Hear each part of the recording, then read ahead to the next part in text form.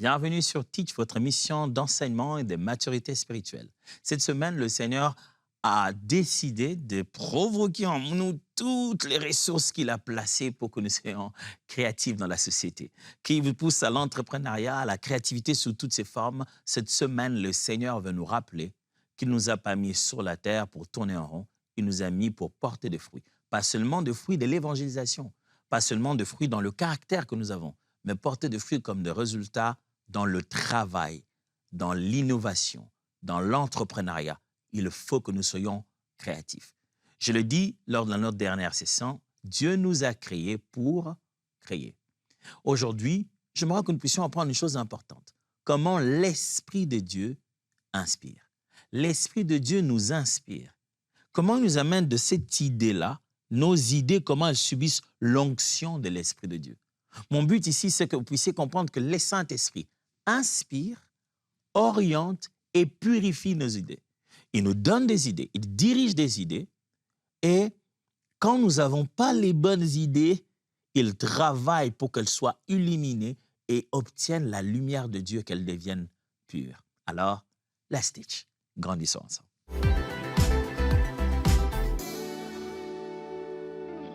Frères et sœurs, le jour de la Pentecôte, il nous est arrivé, je dis il nous est parce qu'il s'agit des apôtres et à partir de là, l'héritage a été partagé. Il nous est arrivé beaucoup plus que ce qu'on pense d'habitude.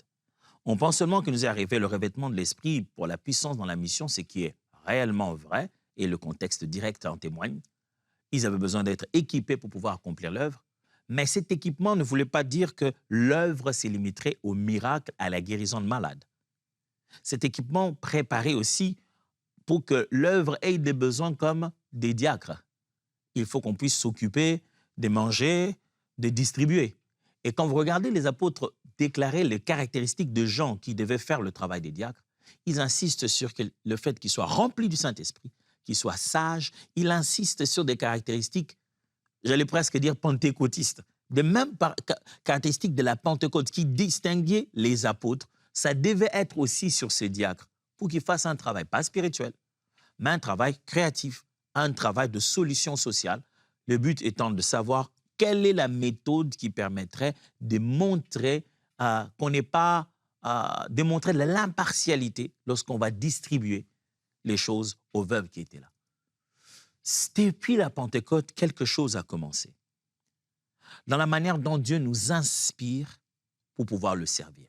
C'est ça même le premier point. Première vérité, Pentecôte.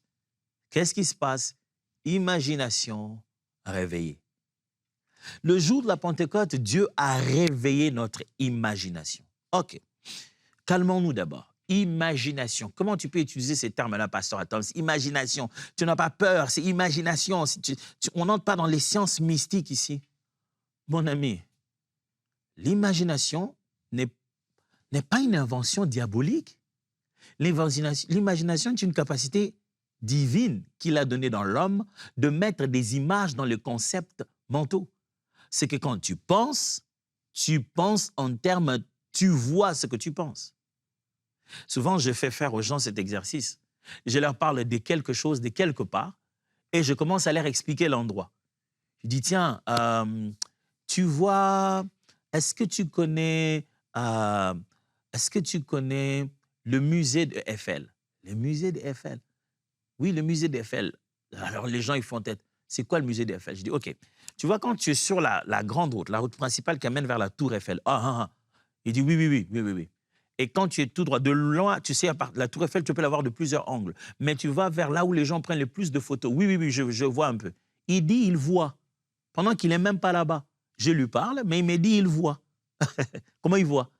C'est parce que l'image se crée dans sa tête par le fait qu'il puise dans les souvenirs et crée de l'image. Cette façon de dire « tu vois », c'est ce qu'on dit « est-ce que tu vois les images ?» Cette capacité-là, c'est déjà de l'imagination. Et on peut imaginer avec des anciennes données, c'est-à-dire des choses qu'on a déjà vécues, on sait d'y penser. Et on peut aussi imaginer en faisant évoluer les données à quelque chose d'autre. Deux fois, je fais cet exercice avec les étudiants en classe, je leur dis « imaginez un éléphant sur cette table. Comment sera la table? Tout le monde me dit, bah, bien sûr que si on prend l'éléphant, on met sur cette table, la table elle va s'éclater en 1000 morceaux. J'ai dit aux autres, qu'est-ce que vous en pensez? Ils disent, bon, ça va déjà être difficile de poser l'éléphant sur la table, mais ça va s'éclater. Je leur ai dit après, vous n'avez pas entendu la première phrase. Vous n'avez pas entendu les premiers mots que je dis. J'ai dit, imaginez un éléphant sur la table. À partir du moment où vous imaginez, vous êtes dans un monde que vous contrôlez. Vous êtes dans une image dans votre tête. Pourquoi l'éléphant dans votre tête écrase la table? Je peux garder l'éléphant sur la table dans ma tête. Je ne suis qu'en train d'imaginer. Chaque fois qu'on imagine, ce n'est pas un fait. On est dans une autre réalité des choses. C'est dans la tête qu'il y a ces images-là. Donc, je peux continuer à maintenir un éléphant debout sur une table. Je ne suis pas obligé de subir les lois de la nature extérieure. C'est encore au niveau de ma tête. Là commence la créativité. Quand on commence à faire des associations de différents concepts dans la tête et dans les images, être capable de produire une autre forme de futur différent. On se dit, je mets ça, est-ce que ça ne peut pas produire autre chose que ce que ça produit d'habitude? Dès qu'on entend imaginer, les chrétiens se débranchent. Ils disent, non. Attention, vous commencez à nous amener dans un mauvais domaine là. Là, vous dites, imaginez, vous avez abandonné Dieu. Mon ami, de quoi tu parles? Dans toute la Bible, quand Dieu parle et il veut donner une promesse, la première des choses qu'il veut faire, c'est nous rassurer qu'il a créé l'image de cette promesse-là. Il dit à Abraham, regarde le ciel. En aussi grand nombre que tu pourrais les imaginer. En aussi grand nombre, aussi loin que tu peux penser que les nombres est. Tes enfants, ta postérité sera plus grande que ça. Dieu n'a jamais eu peur de l'imagination. Est-ce que l'homme, dans ses images dans la tête, ne va-t-il pas s'embrouiller? Bien sûr. Les images qui se passent... Là, ça va être encore intéressant. Wow, ça va être intéressant. Moi-même, j'ai aimé ce que je suis sur le point de dire. Les images qui se passent dans la tête de l'homme sont objets de censure au point de constituer un péché. Dieu sait que l'imagination est tellement un pouvoir qu'il dit ceci.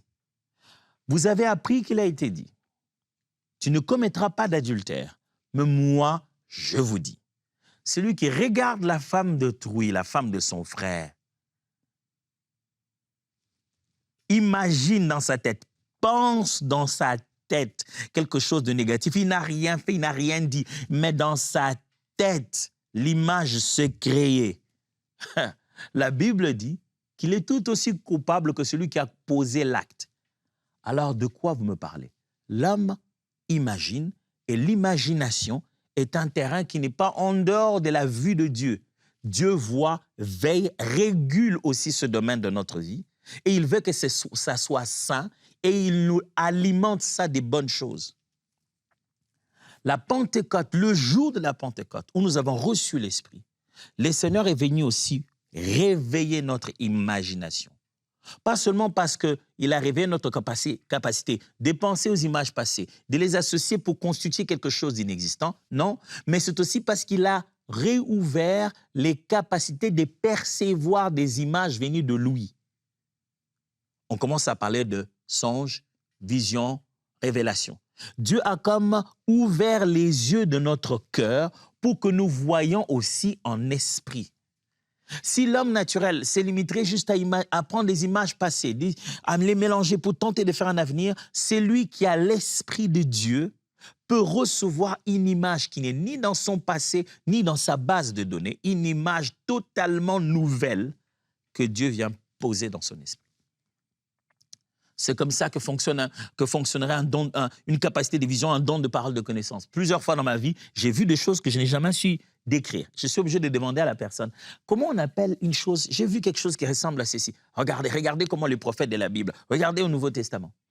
L'Ancien Testament, le Nouveau Testament, ils décrivent des choses que les anges leur ont montrées. Ils disent, il y avait quelque chose qui était semblable à. C'est-à-dire que de tout ce que je connais comme image, je n'ai jamais vu cette image-là. Si l'homme naturel ne peut que penser à des images qu'il avait, essayer de les organiser, créer des nouvelles images dans sa propre tête, nous qui sommes nés de nouveau, avons reçu l'Esprit, la Pentecôte est venue avec la capacité de recevoir des images fraîchement venues de Dieu, communiquées par Dieu, de Dieu vers notre esprit. Pas de notre souvenir et de nos mémoires, non, non, de Dieu directement vers notre esprit, sans aucune connaissance préalable. Waouh, n'est-ce pas fantastique ça? Joël chapitre 2, verset 28 dit « Après cela, je répandrai de mon esprit sur toute chair. Vos fils et vos filles prophétiseront. Vos vieillards auront des songes et vos jeunes gens auront des visions. » Intéressant. Nous, quand on lit ce passage, on pense tout de suite d'abord à la parole de connaissance, à la prophétie, à tout ça. Mais d'une manière étendue, ce verset peut être aussi vu que lorsque nous recevons le Saint-Esprit, il se passe trois choses. Les fils et les filles prophétisent. Le mot qui est là dans l'Ancien Testament a plus tendance à parler du fait de tenir un discours, de parler, nabi, prononcer les paroles inspirées. Les vieillards ont de songes, ils perçoivent les choses spirituelles quand ils sont dans une condition secondaire. Donc, ils dorment ou bien il leur arrive une sorte d'extase et d'expérience. Ils ont des songes. Et les jeunes, eux, ils ont des visions, c'est-à-dire ils le perçoivent, ils le voient dans un autre monde pendant qu'ils sont dans ce monde ici, réel. Mes amis, vous savez ce que ça signifie? Waouh! Le Saint-Esprit est censé nous équiper à faire des choses incroyables. L'Esprit de Dieu équipe ton discours. Tu ne peux plus avoir peur. Non, pasteur, tu sais, moi, je ne sais pas parler à l'entreprise. La dernière fois, on nous a donné l'opportunité, mais moi, j'ai peur de prendre la parole en public. On a reçu l'Esprit qui nous donne la capacité de prophétiser, de parler avec courage de la part de Dieu, de parler avec courage. Tu ne peux pas seulement prophétiser à l'église et pas être capable de parler en public dans une réunion professionnelle. Le même esprit donne aussi cette capacité-là. Le même esprit. Tu ne peux pas juste recevoir des visions sur un combat spirituel, voir des démons et ne pas avoir une idée quand tu es bloqué quelque part et que tu as besoin de trouver une solution. Le même esprit, la même source alimente aussi ce type d'idées-là. Le même Dieu qui te donne des songes où tu as vu que la famille était attaquée, c'est le même qui a donné à Jacob le songe en lui expliquant comment il fallait utiliser la feuille d'amande pour que pendant que les brebis entrent en chaleur, ils puissent consommer leur union devant cela et puissent avoir des brebis tachetées. Ça, cette idée ingénieuse est venue du même canal qui lui avait montré la vision de l'échelle. Alors, on ne peut pas mettre ça sur Dieu, mes amis. Si tu as déjà ouvert le canal et que Dieu te parle, c'est toi qui ne sais pas de quoi parler. Tu sais, parler avec le Saint-Esprit, c'est comme parler avec un... Je sais que je baisse l'image, c'est pour le but de compréhension. Je ne compare pas. C'est juste pour la compréhension. C'est comme si vous êtes en train de parler avec un génie. Vous connaîtrez de cette personne qui connaît tout que sur base de vos questions. Il connaît tellement qu'il ne sait pas qu'est-ce qu'il doit vous dire, qu'est-ce qu'il ne doit pas vous dire. Ça, je parle de l'humain. Mais vous ne connaîtrez que sur base de votre question. Invoque-moi, je te répondrai. Parler avec le Saint-Esprit, c'est comme avoir un moteur de recherche. Tu as le moteur de recherche, tu as Google, tu as tout ça. Tu ne connaîtras que sur base de ce que tu as demandé. Tiens, meilleur exemple. Parler avec l'esprit, c'est comme parler avec l'intelligence artificielle. Il y a une grande base de données derrière, mais ça dépend de ton prompt. Qu'est-ce que tu veux savoir? Mes amis, le même canal qui t'a donné la vision pour que tu saches qu'il y avait une attaque spirituelle à l'église, c'est le même canal qui peut te parler de ta vie professionnelle, de l'idée à exécuter. Ne pensez pas que parce que vous êtes allé à l'école, il n'y avait pas de pasteur, il n'y avait pas d'intercession. C'est pour ça que vous croyez que le Saint-Esprit ne connaît pas les algorithmes mathématiques. Ne pensez pas que quand vous êtes allé à l'école pour faire le marketing, comme personne ne parlait en langue, le Saint-Esprit ne connaît pas le marketing et l'économie. Ne pensez pas que parce que vous êtes allé à l'école de droit et que c'était une loi spéciale et que vous avez fait la diplomatie et la politique, le Saint-Esprit ne connaît pas ces choses-là. L'Esprit de Dieu que nous avons reçu à la Pentecôte, ce jour-là, notre imagination a été réveillée. Acte 2, 17 reprend ce qu'a dit Joël. Dans les derniers jours, dit Dieu, je répandrai de mon esprit sur toute chair, vos fils et vos filles prophétiseront, vos jeunes gens auront des visions, vos vieillards auront des songes. 2. Je vous propose deuxièmement comme vérité cette formule. Don plus fruit égale crédibilité. Les dons de l'esprit qui sont accompagnés d'un caractère selon l'esprit, c'est ce qui nous rend crédibles. Le problème avec nous, c'est qu'on s'est dit, bon, On a reçu des dons de l'esprit, on peut parler en langue, on peut exprimer les capacités surnaturelles. Et donc, ça nous suffit. Et nous sommes donc pour cela pas crédibles dans la société parce qu'on manque le caractère qui vient avec. Vous voyez, on dit souvent, vous voulez que votre travail ne marche pas, engagez un chrétien. Il va mener la Bible à l'heure de travail, il va faire la prière au moment de... Il va confondre les choses. Et il va avoir des sérieux problèmes à pouvoir rester à l'aise dans les équipes. Quelqu'un, il ne connaîtra pas les états d'âme des gens, il va se dire, non, j'ai pas bien rêvé. Mes frères et sœurs, Dieu nous a menés dans la société, sur la terre, pour que nous soyons une réponse. Et pour être crédibles, nous ne devons pas seulement être conscients de nos dons, nous devons le mélanger avec notre caractère.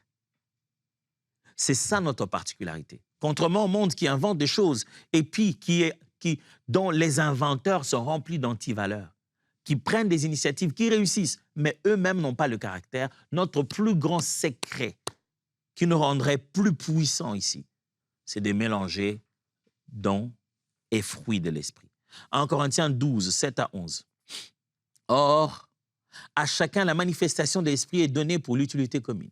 En effet, à l'un est donné par l'esprit une parole de sagesse, à un autre une parole de connaissance, sont le même esprit, à un autre la foi, par le même esprit, à un autre le don des guérisons, par le même esprit, à un autre le don d'opérer des miracles, à un autre la prophétie, à un autre le discernement des esprits, à un autre la diversité des langues, à un autre l'interprétation des langues.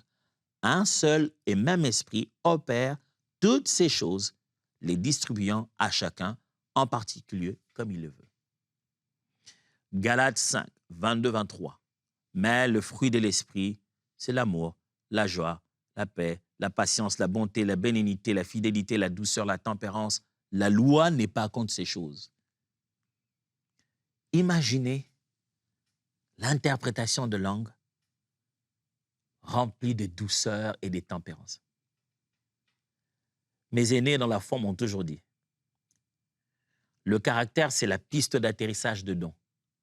Quand un don se manifeste, elle fait de waouh, les gens acclament, les gens sont tellement touchés par le don. Si tu n'as pas prévu la piste d'atterrissage, ça va cracher. Et souvent, ils disent ceci, ton don va t'élever et ton caractère va te maintenir. Écoutez-moi, les amis, l'Esprit de Dieu que nous avons reçu nous inspire beaucoup de choses. Mais le caractère qu'il nous donne, c'est ça qui nous permet de nous maintenir dans les milieux où nous sommes. Des fois, les chrétiens, ils ont beaucoup de bonnes idées, mais le caractère n'est pas consistant pour accompagner ces idées. Sachez que derrière chaque vision, chaque mission, il faut des valeurs adéquates pour en assurer la pérennité. Troisièmement, discerner l'inspiration. La troisième vérité que je me partage avec vous aujourd'hui, c'est celle de discerner l'inspiration. 1 Jean chapitre 4, verset 1. Bien-aimés, n'ajoutez pas foi à tout esprit, mais éprouvez les esprits pour savoir s'ils sont de Dieu, car plusieurs faux prophètes sont venus dans le monde.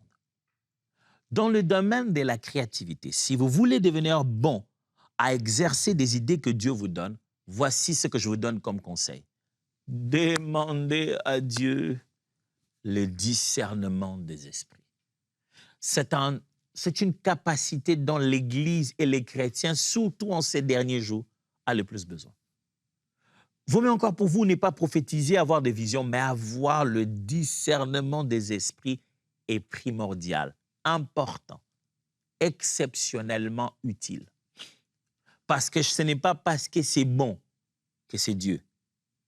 C'est justement là que nous sommes différents avec le monde. Le monde peut avoir des bonnes idées qui le drainent vers la mort. Mais Dieu veut que nous participions avec des idées qui ouvrent les portes vers le royaume de Dieu. Des idées qui demeurent le maximum que possible, qui améliorent les conditions de nos semblables, mais qui deviennent l'opportunité par laquelle l'amour de Dieu est manifesté et le maximum vient à Christ. Ça ne va pas toujours dire « Jésus vous aime », on ne va pas toujours faire des campagnes d'évangélisation derrière, mais les hommes et les femmes qui accèdent aux résultats de notre idée, ils trouvent les valeurs de la foi chrétienne et une opportunité de la révélation de Dieu pour eux. Alors, vous voulez être vraiment quelqu'un de créatif, soyez capable de discerner l'inspiration. Soyez capable de discerner que là, je suis inspiré par ma faim. Là, j'ai eu ce songe parce que j'ai trop pensé le matin. Là, ce que je ressens, ce n'est pas Dieu, c'est juste que je pense que la jalousie m'envahit. Là, ces idées ne me viennent pas de Dieu. Arrière de moi, Satan. Un homme mature qui sait être créatif, sait reconnaître la source qui l'a donné cette idée. Qui m'a donné cette idée? Dieu, le monde, la jalousie, la convoitise. Qui m'a donné cette idée? Il est capable d'identifier la source de l'idée qui le traverse. Nous, on a tendance à croire, quand c'est Dieu, ah non, si ça vient vraiment de Dieu, ça va s'accomplir. Ah, attendez. Et alors, toi, tu sers de quoi dans tout ça? Si ça vient de Dieu, écoutez, si ça vient de Dieu, ça va s'accomplir. Donc, en fait, toi, tu ne sers à rien, alors. Si ça vient de Dieu et ça va s'accomplir, ça signifie que de soi-même, l'idée va se mettre en place. Pourquoi t'es informé? Tu ne penses pas que tu as une responsabilité? Que si ça vient de Dieu, il attend de toi d'exécuter et de faire quelque chose? Puisque notre responsabilité face aux idées, c'est d'exécuter, alors il est important de savoir la source. Si ça vient vraiment de Dieu ou ça vient de la chair, ça vient de nos envies. Avant de s'engager, vaut mieux savoir d'où me viennent ces idées. Philippiens 4:8. Au reste, frères, que tout ce qui est vrai, tout ce qui est honorable, tout ce qui est juste, tout ce qui est pur, tout ce qui est aimable, tout ce qui mérite l'approbation, ce qui est vertueux et digne de louange, soit l'objet de vos pensées. Paul parle aux Philippiens et dit, concentrez vos pensées à ce genre de choses ici. C'est ça qui va permettre de commencer à n'avoir que dans vos têtes des bonnes choses. Mon ami, si ta tête, tu le remplis des choses, oh. En tant que chrétien, tu n'es pas obligé de regarder tous les nouveaux films qui paraissent. Tu n'es pas obligé de tout avoir dans ta tête. Il y a des choses, dès que tu les as dans ta tête, ça te bloque à commencer à percevoir d'autres. Quatrième vérité. La créativité prophétique édifie.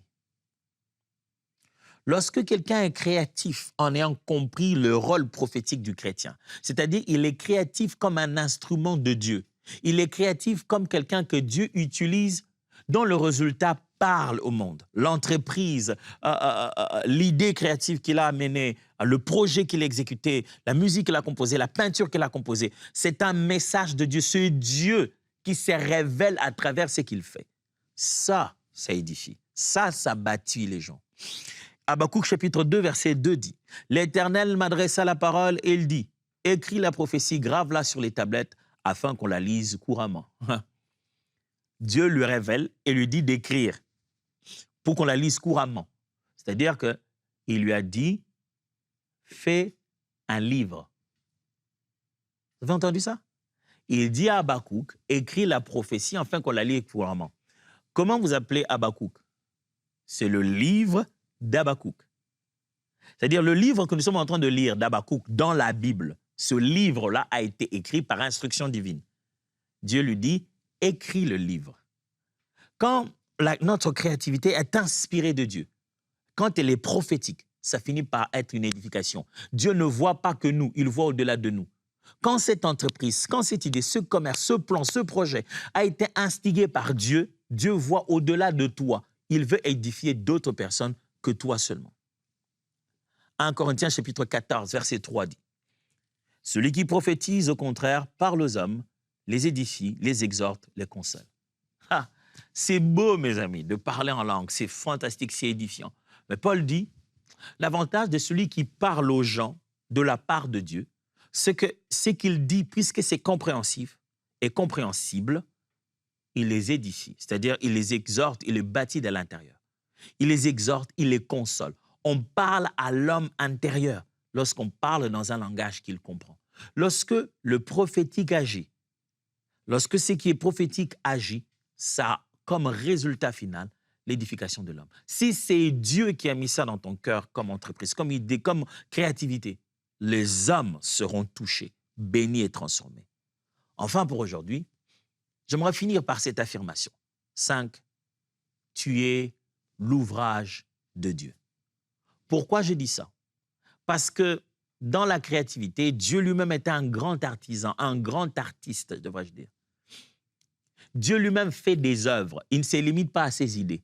Le Dieu qui fait tout par sa parole les concrétise. Pourquoi toi, tu vas rester avec juste de bonnes idées sans agir? La Bible dit même que le jour où Dieu a créé l'homme, la Bible utilise les termes de « il a sculpté l'homme ». Dieu fait l'homme, comme si Dieu avait utilisé ses propres mains. Dieu amène ses idées jusqu'au bout, il les concrétise. À combien plus forte raison, toi? Toi et moi, nous sommes une œuvre de Dieu, son œuvre. Il a œuvre, il a fait une œuvre d'art. Le mot qui est là-bas dans le texte qu'on va lire, c'est le mot poéma. Lisons-le. Éphésiens chapitre 2, verset 10.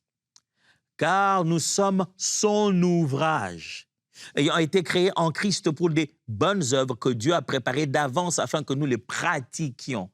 Il dit, Dieu nous a fait comme une œuvre et il a mis en nous des bonnes œuvres pour que nous puissions nous aussi les pratiquer. Nous sommes son poéma. Poéma veut dire œuvre ou simplement poème. Œuvre intellectuelle. Un poème écrit. Dieu, nous sommes un poème de Dieu. Il a eu des idées dans le cœur, il les a couchées par écrit. Frère, si tu es enfant de Dieu, tu dois avoir la fierté de finalement concrétiser, coucher par écrit, réaliser, voir, toucher les choses que Dieu a mis dans ton cœur. Psaume 139, verset 14 dit, « Je te loue de ce que je suis une créature si merveilleuse. Tes œuvres sont admirables et mon âme le reconnaît. » Le psalmiste parle à Dieu et dit, « Je te loue de ce que je suis la concrétisation de tes bonnes idées. » Et quand je me vois, je me dis, ah, le Dieu derrière, il a eu des idées. Non, non, non, non. Je me regarde dans le miroir et je dis, quelle idée il a eu de me donner mon nez qui est juste bien au milieu là, suffisamment gros pour mettre l'équilibre avec les restes de mon visage. Dieu est trop bon et il m'a fait si bien. Dieu est un artisan spécial. Il sait concrétiser les choses. Frères et sœurs, je parlais, j'ai insisté. Ne fais plus ça. Ne va plus sommeiller, te garder quelque part en te disant, bon, Dieu le fera. Si c'est des dieux, ça va se faire. Le même canal par lequel tu as vision, prophétie, révélation, c'est ce même canal qui donne des idées sur quoi faire. Si tu commences à avoir l'impression que je prie, je demande à Dieu de me donner, mais il ne me donne jamais rien, c'est que tu n'as pas encore bien compris comment fonctionne la créativité. Et le but de cette semaine, c'est d'éclairer le maximum cela pour que vous puissiez commencer à devenir un disciple qui agit. Par-dessus tout, j'aimerais encore vous encourager pour ce que vous faites pour nous. Être là, donner le maximum de vous-même pour cette œuvre de EMCI. J'aimerais vous dire combien ça nous touche. Je vais vous faire une confidence. Je suis venu ici à EMCI, je vois tout le jour comment Michael Ebo, qui est notre, je vais l'appeler comme ça, j'aime l'embrouiller en l'appelant notre patron, mais l'homme par qui le Seigneur a mis cette grande vision accompagnée de Jérémie ainsi que de Franck. Je vois comment Michael regarde avec tellement de sérieux les dons, le besoin, les prières de chaque partenaire. Il est d'une conscience permanente que cette œuvre, nous sommes en train de la faire avec les soutiens des hommes et des femmes de partout dans le monde. Alors, sachez que c'est devenu une culture pour nous ici, de savoir que vous existez et que nous ne sommes pas seuls et que nous travaillons avec vous. Et c'est pourquoi nous tenons, chaque fois qu'on en a l'occasion, de vous dire merci. Merci et à demain.